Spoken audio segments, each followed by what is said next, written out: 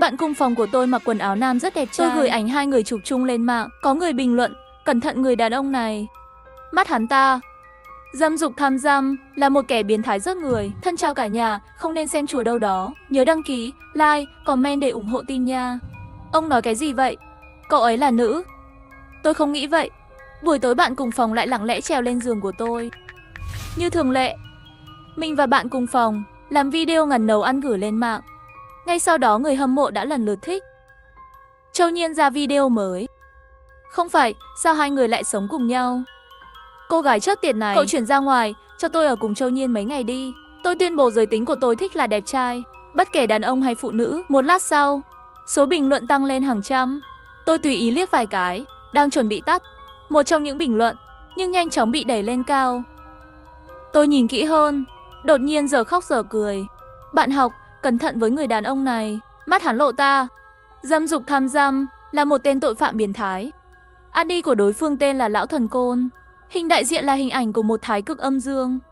Tôi bấm vào trang của anh ta xem, chỉ thấy trên trang chủ treo mấy phù triện. Bên dưới còn mang theo xe nhỏ màu vàng, nhưng phù văn rất đắt. Một tờ từ 10 vạn tệ đến 10 mấy vạn nhưng không có một giao dịch nào. Năm nay, tại sao khẩu vị của kẻ lừa đảo ngày càng lớn? Không đợi tôi trả lời, những người hâm mộ khác từ lâu đã phản bác. Cười chớt của Nhiên là Lão Thần Côn. Giả vờ lừa dối. Đúng vậy, Châu Nhiên nhà chúng tôi là con gái. Cái gì mà kẻ phạm tội giết người biến thái, cười chớt tôi mất. Cư dân mạng quen thuộc với tôi đều biết Châu Nhiên là con gái. Cũng là bạn cùng phòng của tôi. Khu phố chúng tôi sống này, tất cả đều là loại căn hộ 2 phòng 1 sảnh, thuê trực tiếp bởi công ty bất động sản và chỉ những người cùng giới tính mới được phép thuê chung. Lúc trước khi vào cửa nhìn thấy Châu Nhiên, tôi tưởng mình nhầm phòng rồi. Châu Nhiên rất cao, giữ tóc ngắn gọn gàng, xương mày khỏe mạnh, nhìn đẹp trai giống ngôi sao nam. Tôi kéo vali muốn đi. Châu Nhiên trực tiếp lấy thẻ căn cước ra cho tôi xem. Xin chào, tôi tên là Châu Nhiên. Giới tính nữ đừng nhầm lẫn. Lúc này tôi mới hiểu là mình lầm. Châu Nhiên nhân cách rất tốt, hào phóng, mà còn rất thích nấu ăn, thường xuyên mua đồ ăn ngon để chia sẻ với tôi. Tôi cũng sẽ gửi video hai người cùng nhau lên mạng. Trong vài ngày đã tích lũy được rất nhiều người hâm mộ. Sợ rất fun, tôi không dám trực tiếp mắng người, mà là trả lời lịch sự. Xin lỗi, bạn cùng phòng của tôi không phải là tội phạm giết người, cũng không phải biến thái. Cậu ấy là con gái, không thể nào. Người đàn ông che giấu rất tốt. Nhìn anh ta kìa, đây là càn mệnh, chắc chắn là đàn ông. Cô bé, cô tin tôi đi. Tôi đã nhìn mặt người mấy chục năm rồi, không nhầm đâu. Người này đầu nhọn trán hẹp, mắt ba trắng, tính cách rất nóng nảy, coi thường mạng người, là những kẻ xấu xa.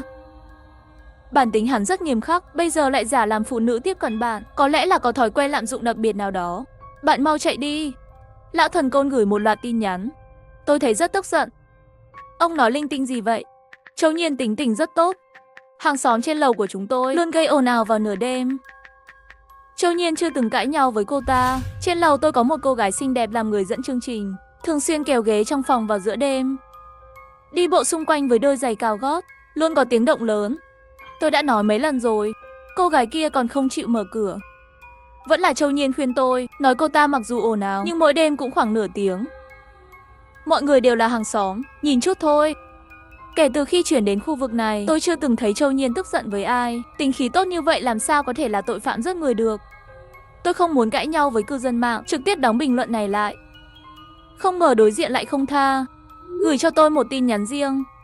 Tóc cô khô ráo, xó tình không duyên, đường đấy bàn chân và có cơ vân. Có phải bố bạn khi bạn 5 tuổi? Chết bất ngờ không? Một vài dòng chữ ngắn trên màn hình khiến trái tim tôi đột nhiên đập thình thịch, không thể không nắm chặt điện thoại di động. Khi tôi còn học mẫu giáo, bố tôi chết trong một tai nạn xe hơi. Sau đó mẹ tôi đưa tôi đến nơi khác với cha dượng hiện tại và bảo tôi gọi là bố. Cha dượng đối với tôi khá tốt, ngay cả các bạn học cũng không biết chúng tôi không có quan hệ huyết thống. Quan hệ cái này, thầy bói lại là làm sao biết được. Giữa sống mũi của bạn có 2 vân ngang, năm ngoái chắc chắn xảy ra tai nạn ngoài ý muốn. Còn một cái nữa là của năm nay, bạn có thể tránh được hay không là tùy thuộc vào bạn. Gửi xong tin nhắn cuối cùng, Lão Thần Côn không có phản ứng. Màn hình điện thoại chuyển sang màu đen, nhưng trong lòng tôi thật lâu không thể bình tĩnh. Năm ngoái tôi bị ngã cầu thang, gãy chân, nằm viện nửa tháng. Lão Thần Côn này thật sự có chút gì đó. Châu Nhiên hắn không phải thật sự là nam chứ? Tôi ngồi trên sofa, cẩn thận nhớ lại hình ảnh hai người ở bên nhau. Ngay lúc này, điện thoại bỗng nhiên lại rung lên. Tôi mở giao diện WeChat xem, phát hiện là hàng xóm bên cạnh, Tiểu Mỹ đã gửi cho tôi vài tin nhắn. Trần Hy, cậu mau xem nhóm đi. Có mấy cô gái bị theo đuôi. Thật kinh khủng, tôi vừa định đi ăn tối. Sợ quá tôi không dám ra ngoài, tôi vội vàng đến nhóm chủ sở hữu, xem lịch sử trò chuyện. Hàng xóm bàn tán sôi nổi. Hầu hết đều mắng bất động sản. Vài người hàng xóm nam nhắc nhở mọi người mặc quần áo phải bảo thủ một chút. Bị những cô gái khác mắng. Khu này của chúng ta thêm vào một nhà máy cũ bỏ hoang giữa một khu phố cũ. Cửa trước đang sửa đường, hai đầu bị phong tỏa. Nếu ra ngoài chỉ có thể đi từ cổng phía Bắc. Cổng Bắc là một con đường nhỏ hẹp, xe không vào được, đi qua một con đường dài và sâu. Để ra ngoài mới có thể đi đến đường chính. Mấy cô gái kia chính là ở chỗ đó, bị theo dõi trên đường. Mọi người tuyệt đối đừng đi ra ngoài. Tay tôi bây giờ vẫn còn run. 5-6 người đàn ông cơ bắp với hình xăm uống say xỉn, thật đáng sợ. Đã báo cảnh sát chưa? Báo cảnh sát rồi, nói lát nữa sẽ phái người đi xem. Nhưng tôi đoán cũng sẽ không có kết quả gì. Họ nói chuyện vớ vẩn với tôi, chưa kịp làm gì tôi đã bỏ chạy rồi. Có phải xem bạn mặc đẹp quá không? Muốn bắt chuyện không?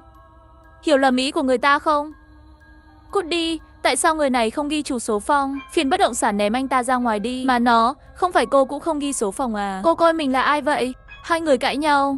Tôi tò mò mở ảnh đại diện của anh Oánh, muốn xem đây là chủ của tòa nhà nào. Vừa nhấn vào, tôi mới phát hiện ra giữa hai chúng tôi có bạn tốt. Nhìn vào hình nền vòng tròn bạn bè của cô bức ảnh phổ trương vòng một của mình. Lúc này tôi mới phản ứng lại, cô ấy là người dẫn chương trình trên lầu của chúng tôi. Tôi nhắn tin với Tiểu Mỹ. Tôi biết cô ảnh Oánh này ở ngay trên lầu, làm nice chim đó, rất đẹp. Tiểu Mỹ trả lời tôi một loạt dấu hỏi. Cậu đang nói gì vậy? Không phải cô gái đó đã chuyển đi từ lâu rồi sao? Tim tôi đập thình thịch. Không thể nào. Tối qua cô ấy rất ồn ào. Chu Nhiên còn lên phòng cô ấy nữa mà. Tôi nghe thấy họ nói chuyện. Chắc cậu nhầm rồi. Khi cô ấy chuyển đi, tôi còn giúp cô ấy mang hành lý xuống lầu. Cô ấy nói với tôi rằng cô ấy sẽ không đến ở nữa sau khi về quê. Da đầu tôi tê dại. Cái quái gì thế này? Nếu anh Oánh đã chuyển đi rồi, tại sao cô ấy lại nói trong nhóm rằng anh ấy đã gặp biến thái và vào mỗi đêm gây ồn ào như vậy trên lầu của chúng tôi? Vậy đó sẽ là ai? Ngay lúc này, cửa truyền đến tiếng cửa chống trộm bị mở. Trần Hy, tôi về rồi. Cậu ngủ chưa? Tôi giật mình, nhớ lại lời của lão thần côn. Tôi quyết định trốn trước, vội vàng chạy về phòng muốn trốn dưới gầm giường. Vừa cúi xuống mới phát hiện giường này của tôi là giường thấp, không có đáy giường. Tủ quần áo lại đầy quần áo. Giọng nói của Châu Nhiên đã đến cửa phòng rồi. Tôi chỉ có thể cởi giày và nằm trên giường, lấy chăn trùm đầu giả vờ ngủ. Tay nắm cửa xoay xoay, cửa phòng ngủ được mở ra. Hắn thật sự đã đột nhập vào phòng ngủ của tôi. Tiếng bước chân trầm lắng vang lên. Tôi nín thở, nhịp tim nhảy đến cổ họng. Một tay thò đến, kéo chăn xuống khỏi đỉnh đầu tôi. Tôi nhắm mắt lại, không dám động đậy. Châu Nhiên ngồi xuống bên cạnh tôi. Mặc dù tôi nhắm mắt lại, cũng có thể cảm nhận được tầm nhìn của anh ta quét qua tôi. Ánh nhìn không có ý tốt. Châu Nhiên đưa tay sờ mặt tôi, hai ngón tay sờ sườn mặt. Hắn ta còn dám sờ dưới người tôi. Cảm giác vừa lạnh và thô. Nó thực sự giống như bàn tay của một người đàn ông. Tôi kích động đến phát run. Tôi gần như không thể kiểm soát được sự run rẩy của cơ thể. Ngay lúc này, trên lầu đột nhiên phát ra một tiếng động lớn. Đùng, giống như tiếng ghế rơi xuống đất. Tay Châu Nhiên sờ tôi dừng lại. Sau đó trên lầu phát ra tiếng âm thanh kéo ghế đi đi lại lại. Châu Nhiên nhìn hướng trên lầu nói một câu. Con đĩ nhỏ này, sao hôm nay cũng sớm như vậy? Ý hắn ta là sao? Là hôm nay sao cũng sớm như vậy để bắt đầu cãi nhau sao? Nhân lúc hắn ta nói chuyện, tôi do dự một lát, thở ra một hơi, mở mắt ra và giả vờ nhìn mơ hồ. Châu Nhiên, cậu đã về rồi, sao thế? Không sao, lầu trên hơi ồn. Tôi đi lên nói với cô ta một chút, cậu ngủ tiếp đi. Châu Nhiên cười với tôi như an ủi, quay lại và đi ra ngoài. Chờ hắn đi. Tôi lập tức lao tới khóa cửa lại, thân thể dán vào cửa, thở hổn hển. Điện thoại trong túi lại rung lên. Tiểu Mỹ đã gửi một hình ảnh đến đây. Đây là bảng cho thuê nhà mà bất động sản đưa cho tôi. Tầng trên của bạn 606 là hiển thị cho thuê. Trên đó không có ai ở cả. Nhưng trên lầu lại phát ra tiếng ồn. Châu Nhiên vừa lên rồi. Oánh Oánh lầu trên có tính tình xấu, lại là một người nói chuyện phiếm. Mỗi lần Châu Nhiên đi lên, hai người nói chuyện khá lâu, phải mất một thời gian dài mới về được. Không đời nào trên lầu không có người ở. Nhưng hình ảnh này của Tiểu Mỹ cũng không giống như là giả. Bộ não của tôi quay một cách máy móc, nghĩ đến lời lão thần côn vừa rồi nói.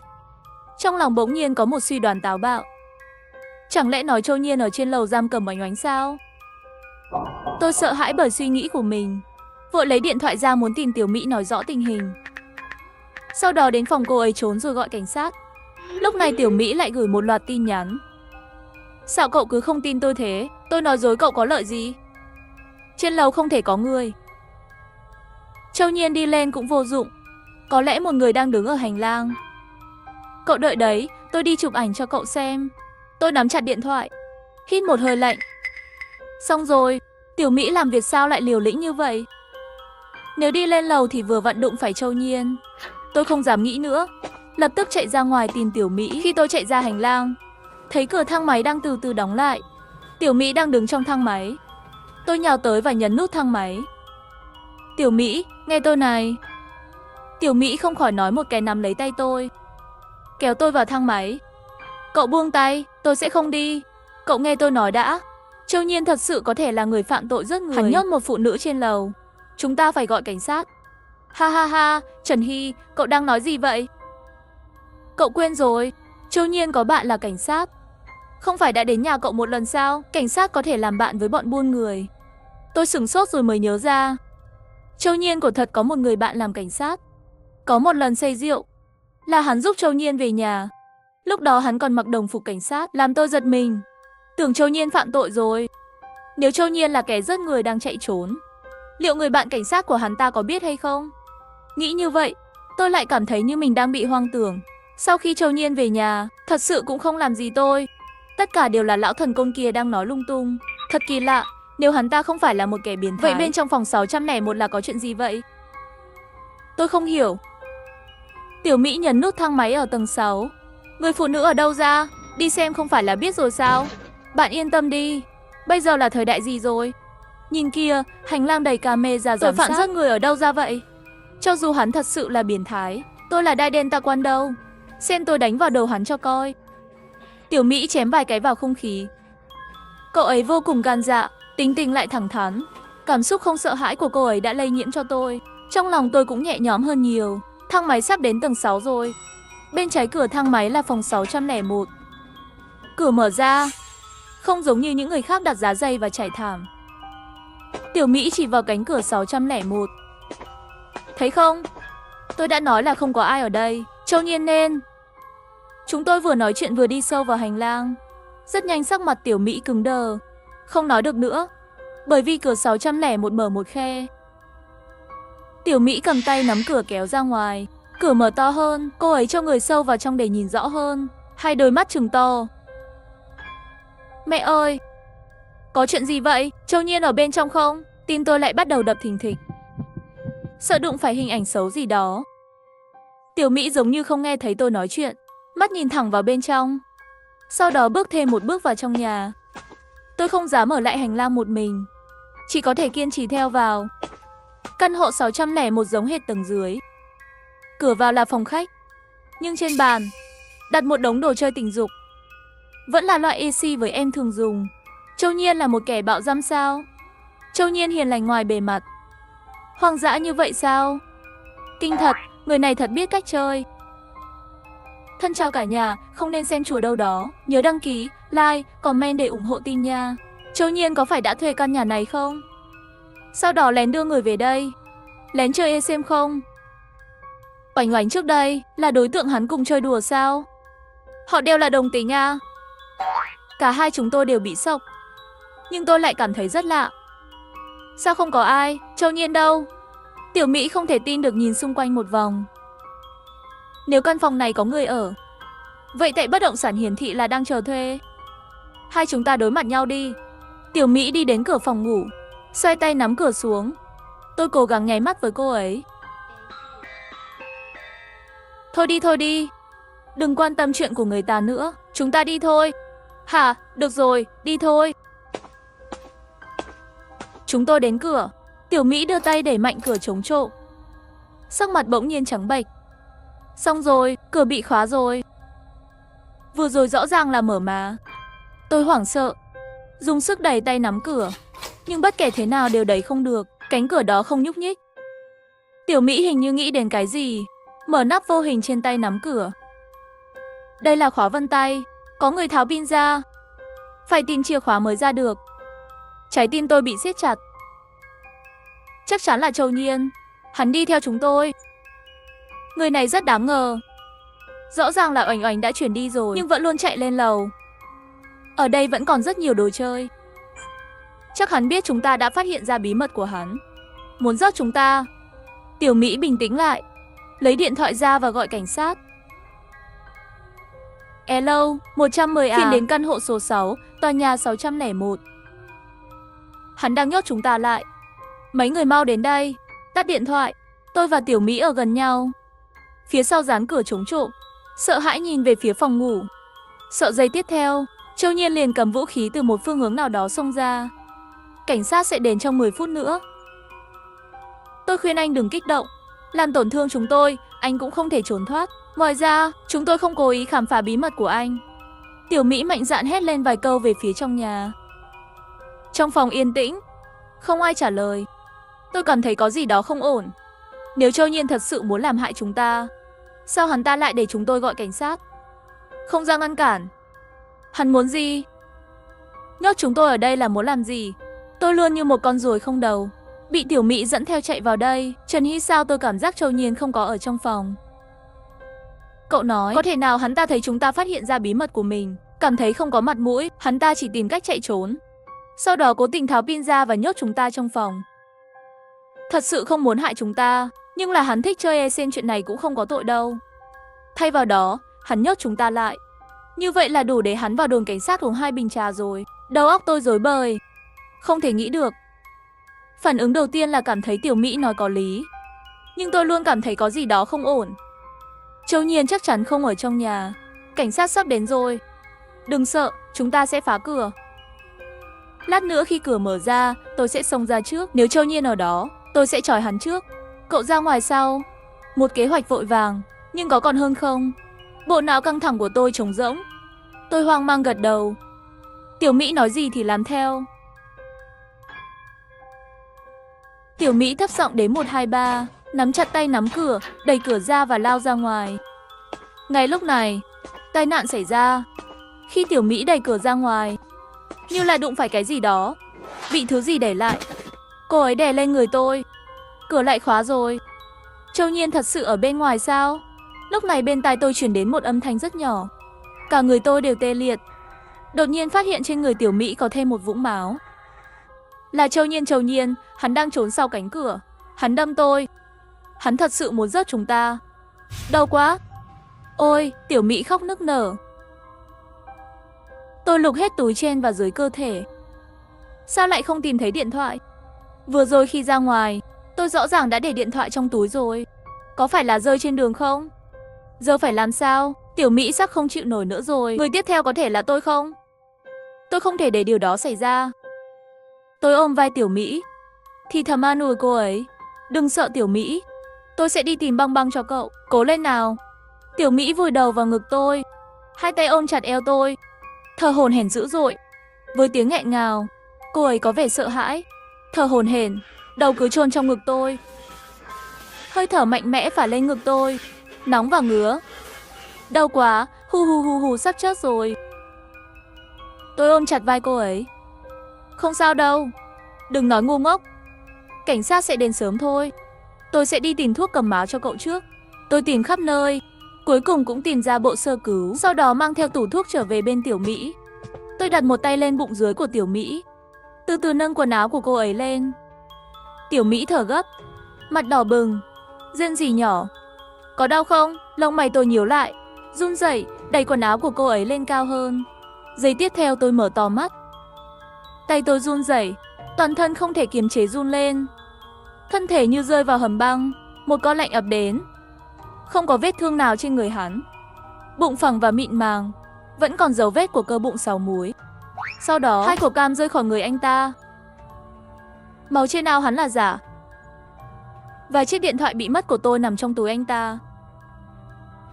Tiểu Mỹ vẫn đang rên rỉ, nắm tay tôi và đặt nó lên bụng anh ta.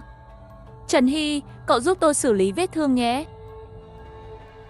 Anh là ai? Cơ thể tôi có phản ứng căng thẳng, toàn thân cứng ngắc, nước mắt vô thức trào xuống. Tiểu Mỹ đứng dậy, nắm cằm tôi, ung dung nhìn tôi. Tôi là Tiểu Mỹ. Trần Hy, có chuyện gì với cậu vậy? Không biết tôi à? Giọng hắn ta to và mạnh mẽ. Tôi không thể suy nghĩ. Đây hoàn toàn không phải là giọng của Tiểu Mỹ, rất giống giọng nói của nhân viên bảo vệ trước cửa căn hộ của chúng tôi. Rốt cuộc anh là ai? Anh là Hạ Khu. Em đã đoán được rồi, cưng ạ. Mấy ngày nay Oánh Oánh và Tiểu Mỹ đều là tôi. Câu nói này giống như sấm sét nổ bên tai, tôi sửng sốt. Chúa ơi, chuyện gì thế này? Đây có phải là một hiện tượng siêu nhiên trái với lẽ thường? Hắn biết đổi dung sao, trở thành người khác. Thảo nào mấy ngày nay vẫn chưa thấy mấy người họ xuất hiện cùng lúc. Tiểu Mỹ không đúng, nên nói là Hạ Khô. Hắn lại nói thành giọng nói của Tiểu Mỹ kề sát vào tai tôi. Vừa nói chuyện chậm rãi, một bên đưa tay kéo quần áo của tôi. Trời ơi, trời ơi, trời ơi. Oánh Oánh là đẹp nhất, thân hình ngon nhất. Tiếc là cô ấy không thích tôi. Thích bạn cùng phòng của cậu là Châu Nhiên. Cô ấy đúng là mắt mù. Thích một tắm bo. Họ là người đồng tính. Xin vui lòng giải thích ở đây. Không có ý không tôn trọng đồng tính luyến ái. Cốt truyện cần mỗi lần Oánh Oánh ở trên lầu để lại tín hiệu để nó lên làm tình. Tôi thấy buồn nôn. Cô hỏi tôi làm sao tôi biết. Tôi thấy tất cả camera hành lang. Tôi nóng lòng muốn Châu Nhiên phần từng mảnh. Oánh Oánh nếu như vậy không thích tôi, vậy thì tôi không có cách nào, chỉ có thể cố đến thôi. Tôi không ngờ cô ấy thà đi trước còn hơn để tôi chạm vào cô ấy. Vậy tôi sẽ thành toàn giúp cô ấy, giết cô ấy rồi sẽ có được cô ấy. Mấy ngày nay tôi luôn tìm kiếm cơ hội thích hợp. Tôi cũng rót luôn Châu Nhiên. Cuối cùng hôm nay cũng được đền đáp. Đồ điên! Ông đã làm gì với Châu Nhiên? Hắn ta đã gặp Oánh Oánh ở dưới kia rồi. Tôi vừa tạo ra tiếng động trong phòng, chính là cố ý dẫn hắn lên. Sau đó ở hành lang, he he he he he he. Ai bảo cô ta là nữ mà còn muốn cướp nữ với tôi? À đúng rồi, còn có Tiểu Mỹ nữa. Hôm đó cô ta nghe thấy tiếng động, biết tôi đang xử lý Oánh Oánh. Vậy tôi có cách nào không? Tôi chỉ có thể rớt cô ta luôn. Bởi vì Oánh Oánh thường không ra ngoài nhiều, cô ấy đột nhiên biến mất cũng sẽ không ai biết. Chỉ cần tôi lừa dối Châu Nhiên trong điện thoại là được rồi. Tiểu Mỹ là một người hoạt bát, hàng ngày đi dạo khắp nơi trong khu phố. Cô ấy thật dễ thương, để các người không nghi ngờ. Sau đó tôi chỉ có thể trở thành Tiểu Mỹ. Váy của Tiểu Mỹ đều rất dễ thương, làm phụ nữ thật tốt. Cô nói có phải không? Tiểu Hi Hi, tôi mới phát hiện ra cô cũng rất đẹp so với những gì Oánh Oánh có. Hạ Khâu dùng tay miết quần áo của tôi, tiếng thở gấp gáp vang vọng bên tai tôi. Phụ nữ thật thú vị, nhút nhát và bất lực, yếu đuối, sợ hãi, tuyệt vọng đi. Tuyệt vọng khiến người ta sinh ra dũng khí, hy vọng, tức giận, phản kháng. Đáng tiếc các người vẫn còn quá nhỏ yếu, không thể thoát khỏi lòng bàn tay của tôi. Cảm xúc của phụ nữ thật hấp dẫn. Tim tôi đập thình thịch, trong dạ dày, suýt nữa thì nôn hết ra. Bình thường bảo vệ trung thực Hạ Khô lại là một kẻ biến thái. Trong nháy mắt, tôi nhớ lại những gì lão già đó đã nói. Hóa ra người đàn ông mà anh ta nói cải trang thành phụ nữ không phải Châu Nhiên mà là Tiểu Mỹ. Hôm đó hắn ta cũng xuất hiện trong video. Tiểu Mỹ lúc đó chính là lão thần côn nói Hạ Khô đang giả dạng. Lão thần côn đó nói đúng, hắn ta có thói quen lạm dụng đặc biệt. Sau khi giết người, lại đóng vai người sống tiếp tục sống tiếp. Cảm giác lạnh lẽo trên vai tôi. Tôi cố nén cảm giác buồn nôn, cắn chặt môi dưới. Hạ Khô hôn lên cổ tôi, hơi thở gấp hơn. Ngay lúc này, tôi cố gắng lùi lại phía sau. Hạ Khô ngẩng đầu lên, mắt càng thêm hưng phấn. Cô muốn phản kháng sao? Tôi thích con mồi biết chống cự. Tôi lắc đầu, giả bộ nhu nhược yếu ớt. Nước mắt rơi xuống từng cái lớn. Nếu tôi không phản kháng, ông sẽ không giết tôi chứ? Cầu xin ông, đừng giết tôi. Đồng tử tôi co rúm lại, nhìn chằm chằm vào điện thoại của tôi trong túi của Hạ Khô. Tranh thủ hắn không chú ý, tôi giật điện thoại, nhấn nút khởi động điện thoại 10 lần trong nháy mắt. Đây là tin nhắn báo động khẩn cấp mà tôi đã thiết lập trước đây và có thể tự động gửi định vị, thời gian. Đề phòng, khi gặp nguy hiểm có thể báo cảnh sát khẩn cấp. Cứu mạng, tôi đang gặp nguy hiểm. Cảnh sát, mau đến cứu tôi. Địa chỉ hiện tại của tôi là khu phố Mã Phàm tòa nhà 6. Hạ Khô lấy lại điện thoại, tát mạnh tôi một cái. Cô phản kháng như vậy à? Còn muốn báo cảnh sát à? Tôi che mặt khóc. Hạ Khâu bóp cổ tôi thật mạnh. Tôi cố gắng chống cự. Móng tay để lại dấu vết sâu trên mu bàn tay. Ngay lúc này, cửa phòng vang lên âm thanh. Mở cửa, cảnh sát đây. Sắc mặt Hạ Khâu thay đổi. Cảnh sát từ đâu tới? Cô gọi cảnh sát khi nào? Tôi cũng bị sốc. Chú cảnh sát đến nhanh như vậy. Tôi được cứu rồi. Tôi thay đổi giọng điệu yếu ớt vừa rồi, la hét ngoài cửa. Chú cảnh sát cứu tôi. Ông không ngờ được chứ gì. Khi tôi cầm điện thoại, gửi tin nhắn báo cảnh sát bằng phím tắt. Mày muốn chạy trốn hay muốn rớt tao đây? Các chú cảnh sát phá cửa cũng không mất nhiều thời gian đâu. Trần Hy, cô thật biết chơi. Không tệ, tôi thật sự không nỡ rớt cô nhanh như vậy. Hắn nhìn tôi thật sâu, dùng lực bóp mạnh cổ tôi. Trước mắt tôi tối đen, trong nháy mắt không biết gì nữa. Khi tôi tỉnh dậy, phát hiện mình ở trong một chiếc xe. Cô tỉnh rồi. Cô gái, cô có thể kể về những sự việc xảy ra không? Ghế trước là một cảnh sát trẻ, giọng nói rất nhẹ nhàng, vừa hỏi tôi vừa lái xe. Đồng nghiệp của tôi đã bắt hắn ta rồi. Cô yên tâm, tôi sẽ đưa cô đến bệnh viện. Trên đường đi hỏi một vài câu đơn giản. Tôi bị sốc. Bắt đầu nói từng chữ một. Tôi đã biết một người tên là Lão Thần Côn. Hắn bảo tôi phải cảnh giác với những người ăn mặc như phụ nữ. Lúc đầu tôi tưởng đó là bạn cùng phòng của tôi, Châu Nhiên. Không ngờ lại là hàng xóm Tiểu Mỹ. Hắn ta là nhân viên bảo vệ. Hạ Khâu giả vờ làm Tiểu Mỹ. Hắn ta biết đổi khuôn mặt, bắt chước giọng nói của người khác. Về phần hắn lựa chọn hôm nay ra tay với tôi chỉ có thể nghĩ ra một lý do. Là hắn cũng thấy tin nhắn dưới video của tôi. Hắn sợ tôi chạy, chỉ có thể làm như vậy. Ồ, hóa ra là như vậy. Tôi thực sự không biết. Vậy là có chuyện kỳ lạ về Sen tướng cơ đấy. Này, cô có tin nhắn riêng của hắn ta không? Đưa cho tôi đi. Hôm khác tôi cũng tìm anh ta xem. Giọng điệu câu nói này của hắn trở nên thô bạo và sắc bén. Hắn ta, thế mà vẫn là Hạ Khâu. Tin nhắn cầu cứu của cô vẫn chưa được gửi đi đâu. Tiểu Hi Hi, điện thoại di động đã được tôi thiết lập chế độ bay từ lâu rồi. Tiếng cảnh sát ngoài cửa chỉ là bản ghi âm loa tôi đặt trước thôi.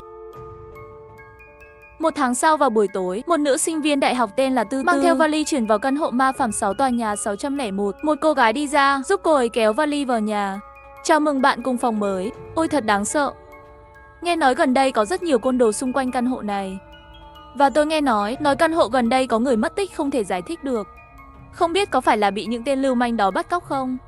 Đúng vậy, thật đáng sợ. Cho nên buổi tối đừng tùy tiện ra ngoài.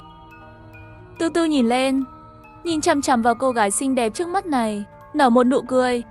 Cậu là bạn cùng phòng của tôi à? Tôi là Tư Tư, rất vui được gặp cậu. Cậu tên gì? Xin chào, tôi tên là Trần Hy. Rất vui được gặp cậu.